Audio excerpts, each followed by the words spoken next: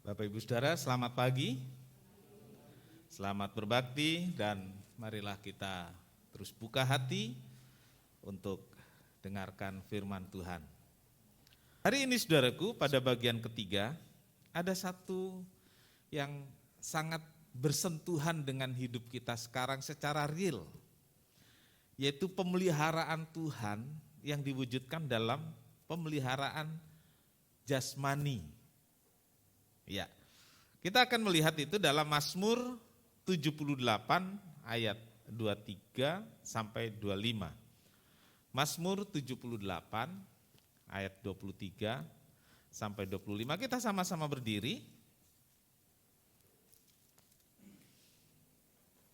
Ya, saya ajak saudara-saudara membaca ayat ini sama-sama ya. Supaya kita paham dari membaca, mendengar sama-sama. Kita mulai dari alamatnya. Mulai. Mazmur 78 ayat 23 sampai 25.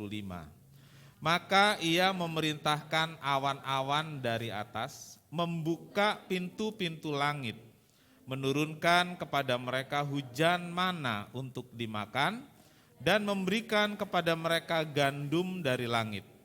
Setiap orang telah makan roti malaikat. Ia mengirimkan perbekalan kepada mereka berlimpah-limpah. Amin. Silakan duduk. Haleluya, haleluya. Berbahagialah setiap orang yang telah membaca, mendengar, dan melakukan firman Tuhan. Tuhan Yesus memberkati. Haleluya.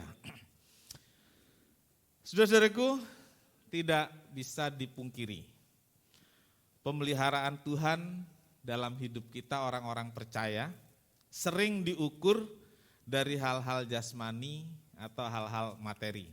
Betul? Iya. Seringkali orang bisa semangat ikut Tuhan karena terpelihara secara materi. Atau dia mundur, lemah karena dia mengalami satu keadaan yang menurutnya dia tidak terpelihara secara materi. Jadi itu kadangkala jadi ukuran yang langsung bersentuhan dengan maju mundurnya kehidupan rohani. Nanti kita akan lihat apakah memang seperti itu seharusnya. Nah, lalu dihubungkan dengan pemenuhan kebutuhan hidup. Ya, dihubungkan dengan pemenuhan hidup. Artinya kalau Tuhan pelihara, hidup saya enak, hidup saya nyaman. Baik itu untuk kebutuhan-kebutuhan primer, utama, makan, minum, pakai, atau untuk kebutuhan hidup lainnya. Kebutuhan sekunder atau kebutuhan barang-barang mewah, semua terpenuhi. Apalagi saudaraku, Tuhan kita ambil ayat Matius 6 ayat 33 misalnya ya. Carilah dulu kerajaan Allah dan kebenarannya, maka semuanya itu akan ditambahkan. Wah, ditambahkan loh saudaraku, semuanya tambahkan. Saudara ke gereja hari ini, saudara bisa klaim Tuhan. Harus Tuhan tambahkan semua, begitu kira-kira? Saudaraku, konteksnya adalah jangan keluar dari Matius 6 itu, yang ditambahkan itu apa? Gitu. Bukan semua yang kita mau. Ya kita minta tambahannya helikopter supaya nggak kena macet. Sekarang jalan mulai macet tadi katanya. Ya enggak juga gitu ya. Saudaraku. Jadi saudaraku, pemeliharaan Tuhan itu sering diukur dari hal-hal seperti itu. Tumbuhnya teologi kemakmuran atau teologi prosperity theology lahir dari kemiskinan yang berkepanjangan. Ini tumbuh di Amerika Latin, saudaraku. Yang membuat saudara janji dan harapan yang tertulis dalam Alkitab itu menjadi bukti dan tujuan orang menjadi pengikut Kristus. Jadi saudaraku, karena kemiskinan yang berkepanjangan, lalu mereka menjadi orang Kristen dan mengenal janji Allah di sana. Ada harapan di sana. Sehingga saudaraku, yang jadi ukuran adalah hal-hal jasmani itu. Berkat. Jadi kalau ada berkat itu bukti bahwa kita ini dipelihara Tuhan. Kalau nggak ada berkat, emang Tuhan nggak pelihara. Berkat yang seperti apa? Gitu kan? Nah, saudaraku, kemiskinan yang berkepanjangan, bahkan mungkin kalau kita bisa lihat juga alami sejak beberapa generasi sebelumnya, itu seringkali terjadi seperti itu. Lalu ingin lepas dari kemiskinan, ingin lepas dari ketidakadaan hal-hal materi itu, lalu lihat janji dalam Alkitab, ada harapan di sana, dan kemudian itu jadi klaim-klaim dalam doa-doa. Saudaraku, apakah memang jadi orang Kristen itu tujuannya? Gitu. Saya bilang kalau itu yang jadi tujuan, mari kita sama-sama ke Gunung Kawi saja. Iya kan? Karena di sana janjinya real loh saudaraku. Pulang langsung kaya. Ya, saudaraku, Israel di padang gurun tidak bisa kerja maksimal. Bertani atau usaha lainnya mereka nggak bisa karena berpindah-pindah. Sesuai dengan yang Tuhan tuntun dan Tuhan perintahkan. Saudaraku, Musa memimpin bangsa Israel, memimpin orang-orang Israel untuk terus berjalan. Dan dalam perjalanan itu ada kesulitan, namanya kesulitan ekonomi. Ya. Dalam kondisi inilah, saudaraku, Allah menunjukkan bagaimana Dia Tuhan yang memelihara, memenuhi kebutuhan umatnya, mencukupkan apa yang diperlukan umatnya. Dalam Ulangan 8 ayat 3-4.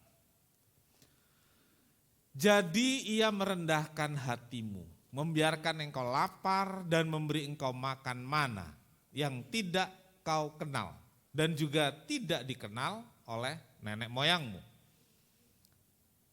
Untuk membuat engkau mengerti bahwa manusia hidup bukan dari roti saja, tetapi manusia hidup dari segala yang diucapkan Tuhan. Amin. Saudaraku, inilah cara Tuhan memenuhi kebutuhan hidup orang Israel selama 40 tahun. Iya.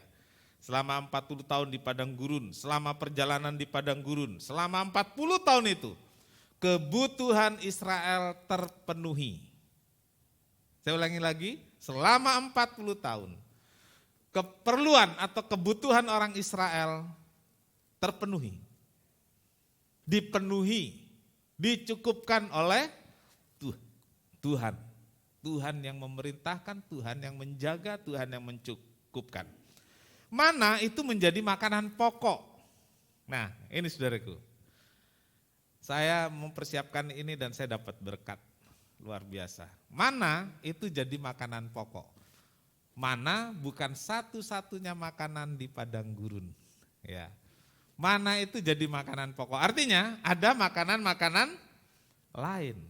Coba kalau saudara ingat, apa makanan lain selain mana? Ya? Burung puyuh. Saudara pernah makan burung puyuh? Saudaraku, dulu banyak yang jual burung puyuh dan beberapa waktu lalu saya sengaja beli. Saya tunjukkan anak-anak ini burung puyuh. Lalu anak-anak bilang begini saudaraku, makanya orang Israel ngomel. Nah burungnya kecil, dagingnya sedikit. Tapi saudaraku jumlahnya itu banyak loh saudaraku, jumlahnya banyak. Nah, saya pernah di kereta, waktu itu zaman kereta masih, kalau naik kereta itu pakai lilin. Ayo, siapa yang pernah ngalamin? Oh enggak pernah, pakai lilin saudaraku, itu dari Malang ke Jawa Tengah. Nah begitu bergerak, orang jualan saudaraku. Dan saya tanya pada teman, saya belum pernah kan, itu jualan apa? Wah enak itu burung puyuh katanya. Saudaraku, perjalanan satu malam, kan lapar juga saudaraku. Yang saya makan burung puyuh kenyang saudaraku. Ya, saya nggak tahu makan berapa ekor, 5 atau 10 ekor nggak tahu saya. Tapi sambil ngobrol makan gitu ya, digoreng saudaraku. Nah Israel punya makanan pokok mana? Lalu ada lagi tadi burung puyuh. Lalu saudaraku, kita harus ingat dalam perjalanan itu walaupun di padang gurun, ada juga dilewati tempat-tempat yang ada tumbuhannya. Misalnya ada pohon korma, ya buahnya mereka makan. Ada tumbuhan-tumbuhan lain, ada yang sayur, ya mereka makan. Jadi saudaraku, ada banyak makanan sebagai pemeliharaan Tuhan selain mana. Lalu dalam perjalanan itu dikatakan pakaiannya tidak rusak. Ya, pakaiannya enggak rusak. Saudara punya baju paling lama tahan berapa lama saudaraku? Yang pernah saudara punya? Berapa lama? 10 tahun. Ayo. 3 tahun. Oh. Ya? 15. Kayaknya yang baju yang dipakai Gisel itu yang dimaksud. Ya, bukan. Tapi itu juga cukup lama ya. Ya. Saudara tahu yang saya pakai? Ini 20 tahun lebih. Ya. Kalau sekarang ngomongnya bukan tidak rusak ya. Enggak ketinggalan model. Siapa yang bilang ini modelnya ketinggalan zaman? Apalagi yang pakai saya. Ya. Kalau yang 2 tahun, 3 tahun itu saya tahu. Karena bajunya mengecil. Yang cerdas langsung ketawa. Betul ya? Bajunya mengecil ya? Iya. Bajunya mengecil. Udah jangan diteruskan itu. 40 tahun loh. 40 tahun perubahannya itu seperti apa? Gitu kan? Tapi dikatakan pakaian tidak rusak dan juga kasut nih, sepatu. Bisa dipakai sampai Kanaan dan membuat kaki tidak bengkak.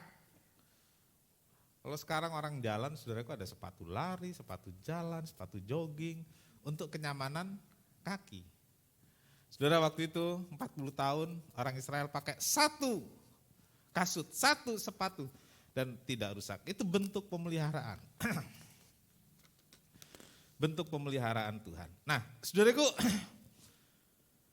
mana, ini poin yang akan kita bahas pada bagian pertama. Mana adalah cara Tuhan untuk memelihara Israel. Arti namanya saudaraku, arti nama mana. Pemberian nama biasanya berkaitan dengan arti. Dan kemudian dimaknai sesuai dengan arti itu. Jadi pemberian nama itu setiap pemberian nama itu punya arti. Lalu dari arti itu orang terus memaknai terus menerus dengan sesuai dengan nama tersebut. Keluaran 16 ayat 14 sampai 15. Ketika embun itu telah menguap, tampaklah pada permukaan padang gurun sesuatu yang halus, sesuatu yang seperti sisik, halus seperti embun beku di bumi. Ketika orang Israel melihatnya, berkatalah mereka seorang kepada yang lain, apakah ini? Sebab mereka tidak tahu apa itu. Musa berkata kepada mereka, inilah roti yang diberikan Tuhan kepadamu menjadi makananmu. Tentang mana? Itulah yang disampaikan oleh Musa. Ini dari Tuhan untuk makananmu. Orang Israel tanya, apa ini? Gitu dalam bahasa Ibrani, manhu. Lalu diterjemahkan ke dalam tulisan-tulisan Alkitab itu manna. Manna. Artinya apa? Saudara tahu artinya apa? Apa itu? Gitu loh saudaraku. Apa itu? Karena mereka nggak tahu, jadi menyebut apa itu. Tapi saudaraku, Daud punya cerita lain tentang ini saudaraku. Dalam Mazmur yang kita baca tadi, Mazmur 78 ayat 23 sampai 25 tadi kita sudah baca. Daud menyebutnya saudaraku dengan beberapa sebutan. Ya, ini disebutkan maka ia memerintahkan awan dari atas membuka pintu-pintu langit. Terus menurunkan kepada mereka hujan mana untuk dimakan dan memberi kepada mereka gandum dari langit. Atau ada terjemahan biji-bijian dari langit. Jadi saudara-saudaraku, Saya lanjutkan, setiap orang telah makan roti malaikat. Disebut apa saudaraku? Roti malaikat yang mengirimkan perbekalan kepada mereka berlimpah-limpah. Saudaraku, jadi ada beberapa yang disebut oleh Daud tentang mana?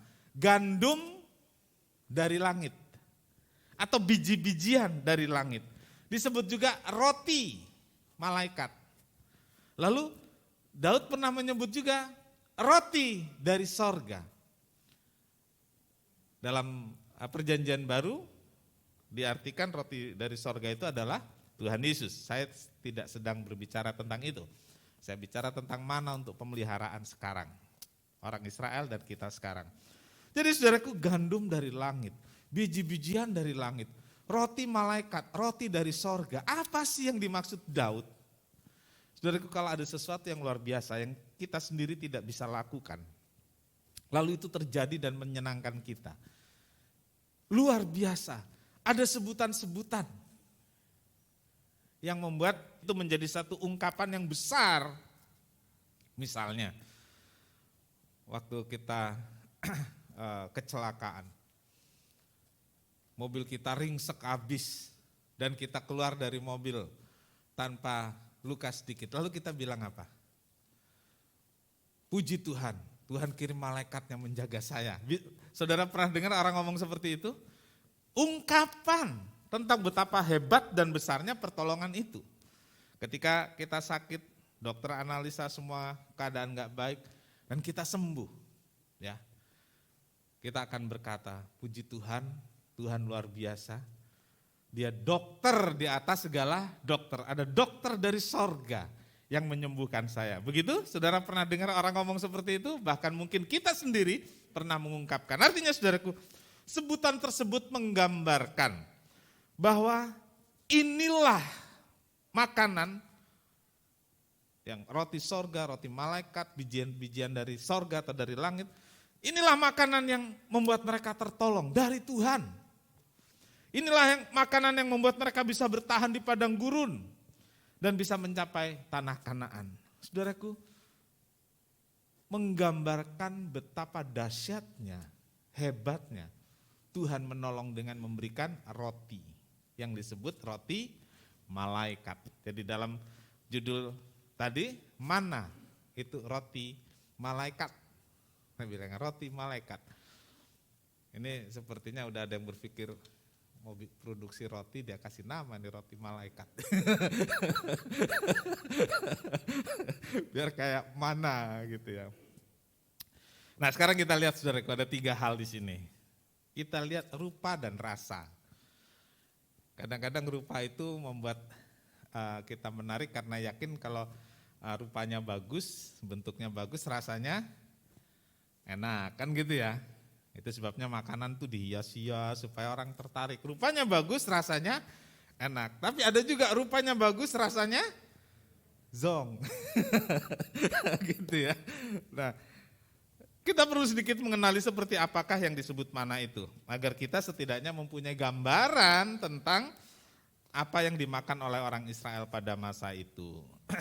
Tadi kita baca Keluaran 16 ayat 14 sudah kita baca tadi. Ya, waktu embun itu menguap, tampaklah di permukaan padang gurun satu yang halus, satu yang bersisik. Halus seperti embun beku. Nah, jadi bentuknya itu saudaraku putih bulat, ya, putih bulat, gedenya sebesar biji ketumbar. Ini kalau saudara pernah lihat enggak, kalau pagi-pagi ada embun di ujung daun, ya. Ada embun di ujung daun gitu ya. Nah kira-kira seperti itu, saya punya gambaran seperti itu di kepala saya ya. Karena disebut gede, nggak gede amat ya, biji ketumbar, kecil kan. Jadi itu bentuknya. Nah dalam Keluaran 16 ayat 31 dikatakan, ini saudaraku, seperti ketumbar dan rasanya seperti rasa kue madu. Saudara pernah mencicipi madu? Minum madu, ada yang gak doyan ya. Ya, ada yang gak doyan. Jadi rasa madu itu pahit. Gak ada yang protes lagi. Rasa madu itu manis. Ya, manis. Saudara-saudaraku, rupanya saudaraku, mana itu tidak langsung dimakan. Karena selama ini kita pikir mana itu diambil terus makan gitu ya. Kita lihat Bilangan 11 ayat 8. Bilangan 11 ayat 8. Bangsa itu berlari kian kemari untuk memungutnya, lalu menggilingnya dengan batu, kilangan, atau menumbuknya dalam lumpang. Mereka memasaknya, ya perhatikan ini, mereka memasaknya dalam periuk dan membuatnya seperti roti bundar. Rasanya seperti rasa penganan yang digoreng. Nah sekarang dengan baca ini, saudara punya gambaran seperti apa diolah oleh orang Israel? Coba ayo. Ya, bakwan. Wah asik. Ayo apa? Ibu-ibu. Roti goreng. Oke. Pisang goreng. Karena tadi diolah ya. Coba. Donat kampung. Kok kenapa donat pakai kampung? Saya gambarannya roti bundar itu saudaraku pisa loh. Saudara nggak ada yang punya gambaran pisa ya? Pisa. Nah, jadi tergantung ngolahnya, kan gitu ya? Saudara punya gambaran semua betul, tergantung apa yang sedang ada di pikiran saudara. Dan setelah ini saudara mau cari yang saudara sebut juga nggak apa-apa. Mestinya saya berkomunikasi dengan Ibu Risma ya. Bentuk-bentuk ini. Lain kali kita sediakan properti. Nah, jadi saudaraku, rasanya seperti gorengan itu menurut saya ya. Tadi bakwan ya. Rasanya seperti gorengan, pisang goreng, donat kampung, roti goreng, apa? Odading. Jadi tergantung bagaimana orang Israel itu ngolahnya. Nah, lalu saya mendapat masukan dari dulu itu rasanya tawar. Mungkin saudaraku tawar kalau langsung dimakan, tapi tadi juga dikatakan seperti madu rasanya. Apa itu yang sudah diolah? Menurut beberapa orang, kenapa orang Israel mengeluh? Karena gak enak, rasanya tawar. Ih kasihan amat ya 40 tahun harus makan yang gak disukai gitu ya. Tuhan juga ngerti kali kesukaan saya ya. Jadi diolah. Kita punya sama-sama bahan, tergantung kita ngolahnya. Saya punya pare, Pak Ketut punya pare, kita olah. Nah, belum tentu rasanya sama gitu. Yang punya saya itu masih pahit gitu, yang punya Pak Ketut nggak tahu diapain, rasanya manis seperti madu gitu. Bisa aja ya? Bisa, itu tergantung olahnya. Nah saudaraku, tergantung olahnya. Rupa, rasa seperti tadi yang sudah diceritakan. Lalu ketersediaannya cukup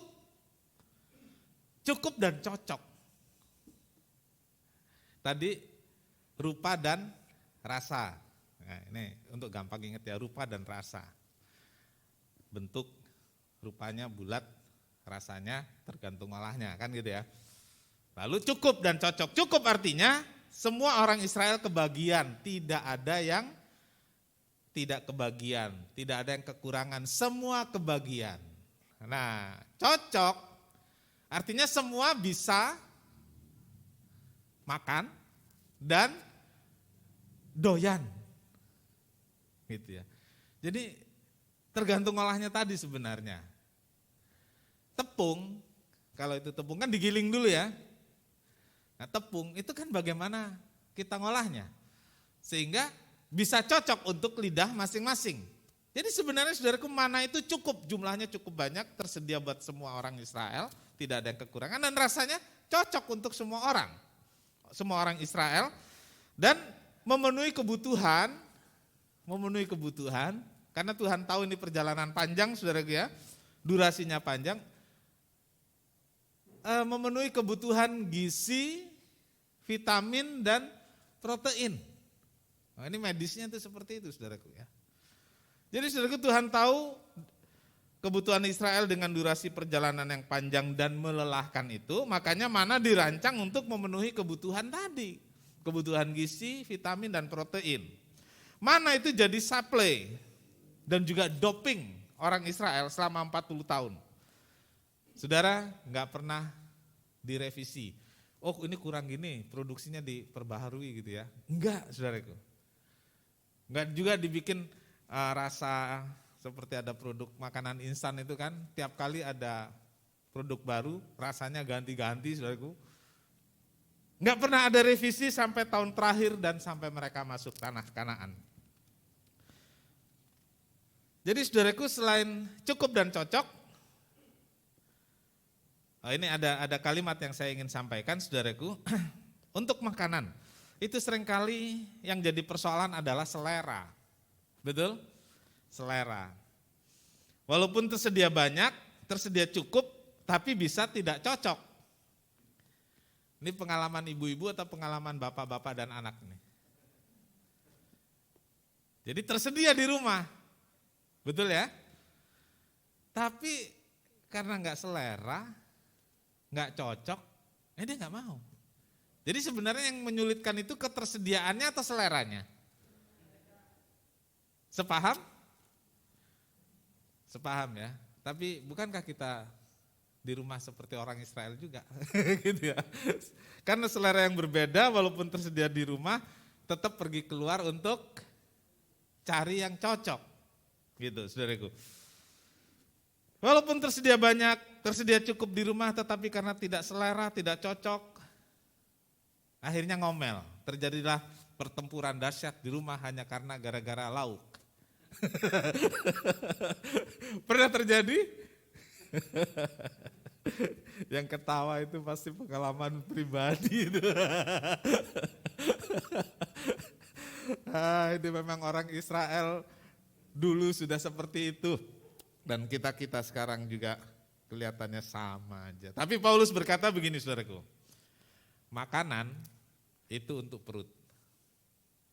Perut itu untuk makanan. Udah selesai. Gitu ya.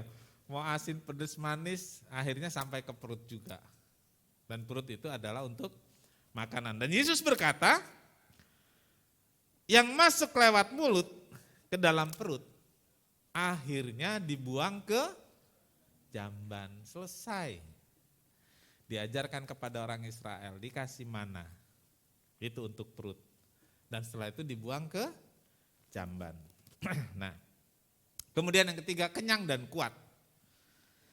Tuhan tahu kebutuhan Israel dengan durasi yang panjang tadi, makanya dikasih mana itu yang memenuhi standar kesehatan. Ada gizi, protein, dan vitamin yang cukup. Jadi mana itu jadi doping Israel selama 40 tahun. Dan gak pernah direvisi, gak pernah diganti, sampai mereka masuk tanah Kanaan. Oke, itu Israel. Mana dirancang untuk memenuhi kebutuhan gizi, protein, dan vitamin. Yang cukup untuk semua kategori usia. Dari balita sampai lansia. Keren nih. Ya. Kalau beras bagaimana? Kalau sayur gimana di rumah? Saya rasa ini memenuhi seperti ini. Hanya selera yang membedakan. Ya, oke. Lalu yang kedua, tadi tentang mana untuk Israel, sekarang pemeliharaan Tuhan bagi orang percaya. Pemeliharaan Tuhan bagi orang percaya. Di padang gurun hidup ini, saudaraku, Tuhan memelihara kita. Amin. Kita juga dalam perjalanan padang gurun. Padang gurun di dunia ini gak kalah menakutkan. Ada binatang liar banyak, saudaraku, dalam tanda kutip. Ada setan banyak, gak usah pakai tanda kutip karena setannya beneran, saudaraku. Ya. Kalau binatang liar di padang gurun pakai tanda kutip aja ya. Oke, kalau setan gak usah. Karena itu real, ada. Tapi yang jangan kita lupakan, di minggu pertama, di padang gurun itu juga ada Ada apa saudaraku? Saya ingin saudara mengingat ini. Ada malaikat. Gitu. Ada malaikat yang menyertai kita, mendampingi kita di padang gurun. Nah, saudaraku, dalam Matius 6 ayat 26, ini juga yang membuat kita kuat. Di padang gurun ada binatang liar, ada setan, ada malaikat, dan ada ini saudaraku, pemeliharaan Tuhan. Matius 6 ayat 26, pandanglah burung-burung di langit yang tidak menabur dan tidak menuai, dan tidak mengumpulkan bekal dalam lumbung, namun diberi makan oleh Bapamu yang di sorga. Bukankah kamu jauh melebihi burung-burung itu? Amin. Saudaraku, saya kembali mengulang membaca ini.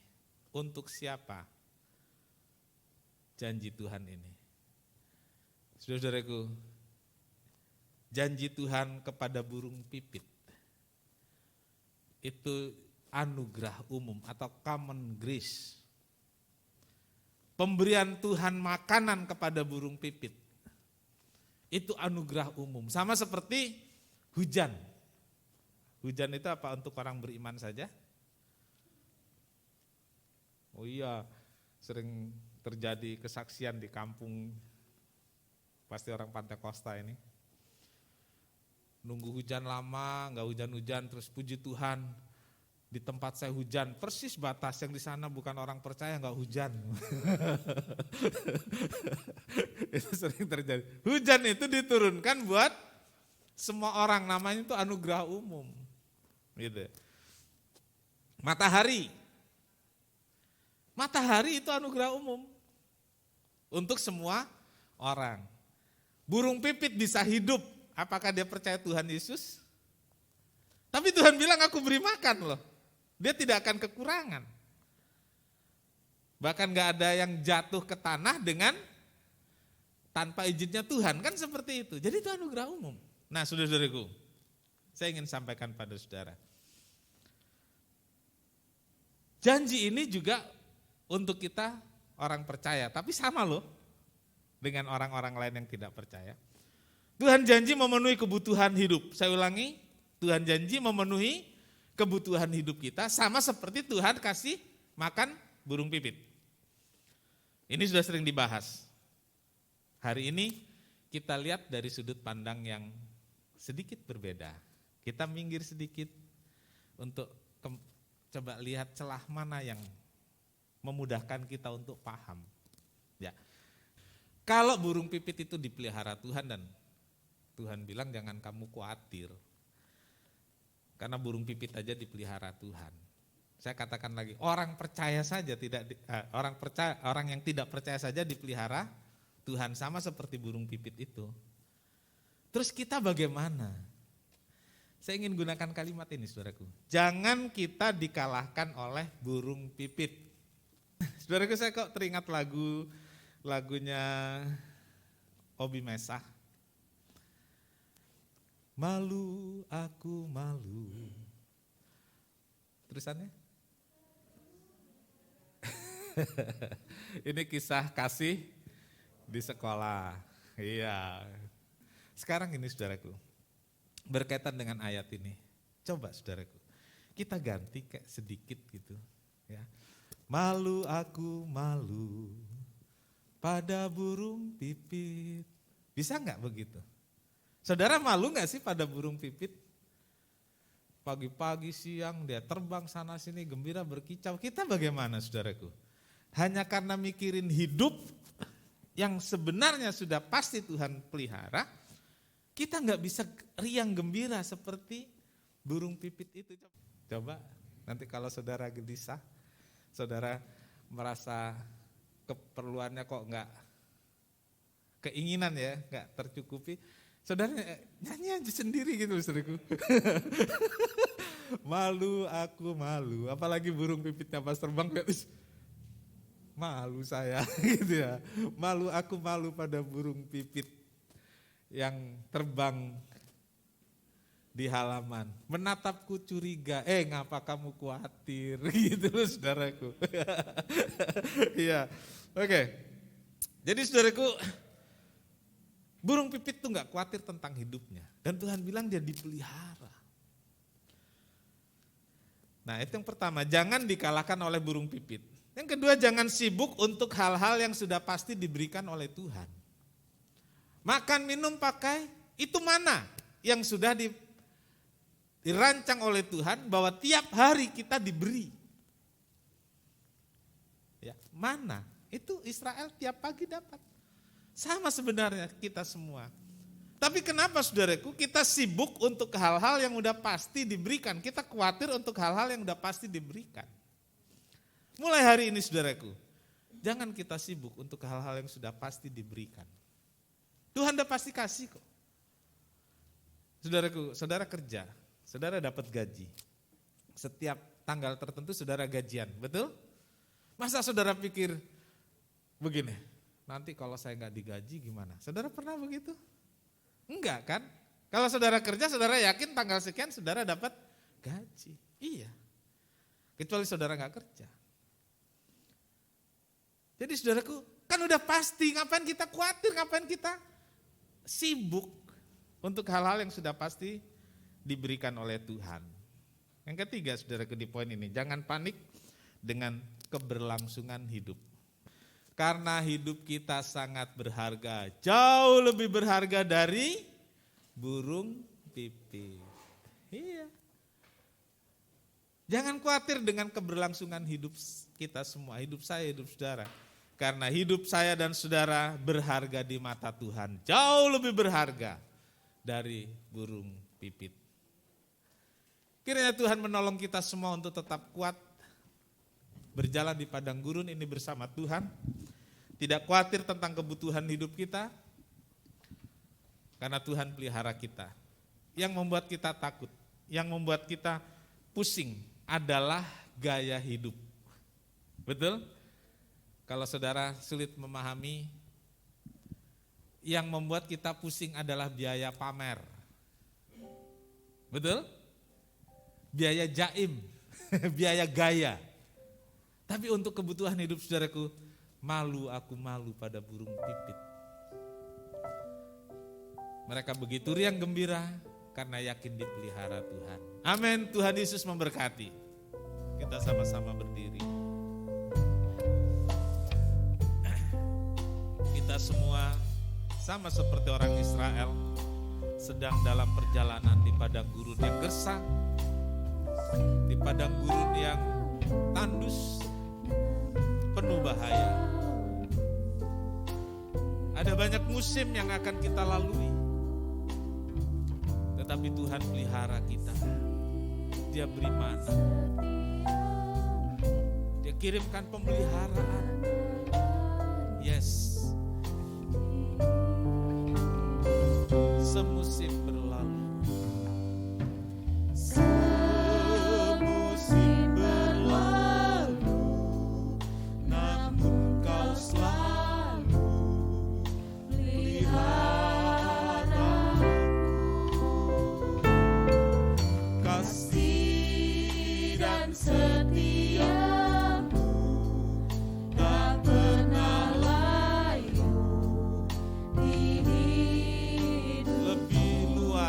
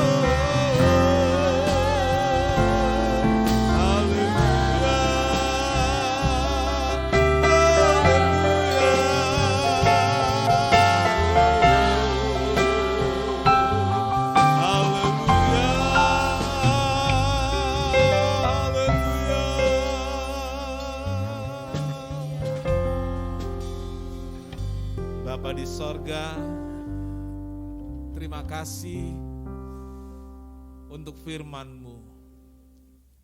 Sungguh Tuhan, seharusnya kami malu pada Tuhan, malu pada diri sendiri.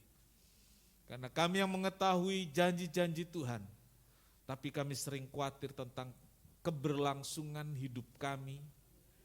Kami khawatir tentang pemenuhan kebutuhan hidup kami dari hari ke hari. Terima kasih Tuhan Engkau mengajarkan kami dari orang Israel yang terus terpelihara. Tuhan memberitahu kami bahwa burung pipit juga Tuhan pelihara. Terima kasih untuk anugerah yang khusus untuk kami. Hidup kami berharga di mata Tuhan dan pemeliharaan Tuhan tentu jauh lebih indah, jauh lebih dahsyat dari pemeliharaan Tuhan terhadap burung-burung pipit di udara. Terima kasih Tuhan, terima kasih. Ajar kami bersyukur, ajar kami berterima kasih untuk apa yang ada pada kami. Karena itu semua dari Tuhan untuk kesejahteraan hidup kami dan keluarga kami. Terima kasih Tuhan, terima kasih. Meteraikan firman-Mu di hati kami. Tanamkan itu di hati kami, sehingga firman itu tumbuh dan membuat kami kuat dan setia dan yakin dalam mengiring Tuhan.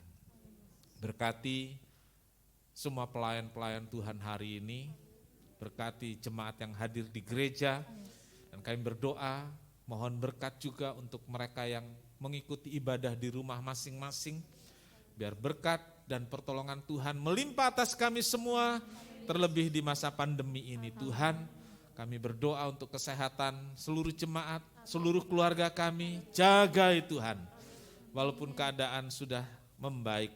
Tapi Tuhan ajar kami untuk tetap waspada sehingga kami tetap terlindungi oleh kuasa dan pertolongan Tuhan.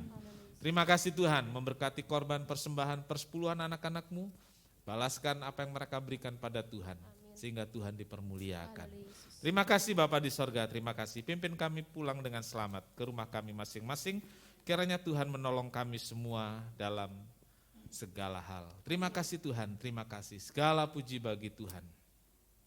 Saudara-saudara yang kekasih, terimalah berkat dan damai sejahtera dari Allah Bapa, kasih karunia dari Tuhan Yesus serta persekutuan Roh Kudus serta kita sekarang sampai selama-lamanya. Ini doa kami ya Tuhan, yang kami alaskan dalam satu nama, yaitu di dalam nama Tuhan Yesus Kristus Juru Selamat dan Penebus kami berdoa.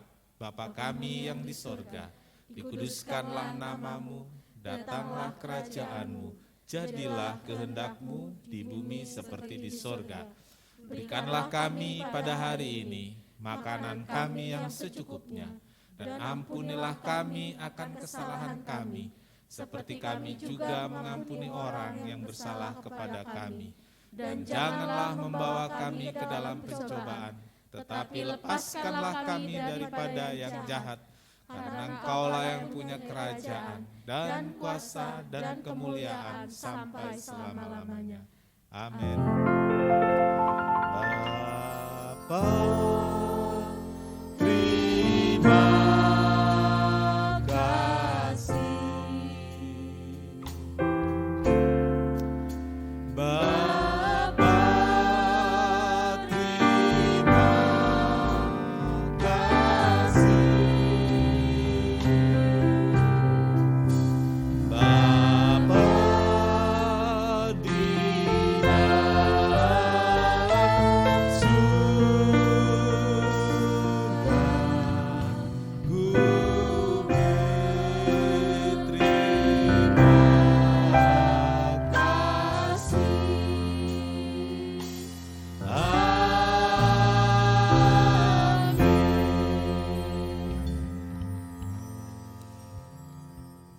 Sekian kebaktian. Selamat pulang, menikmati hari ini bersama Tuhan. Tuhan Yesus memberkati.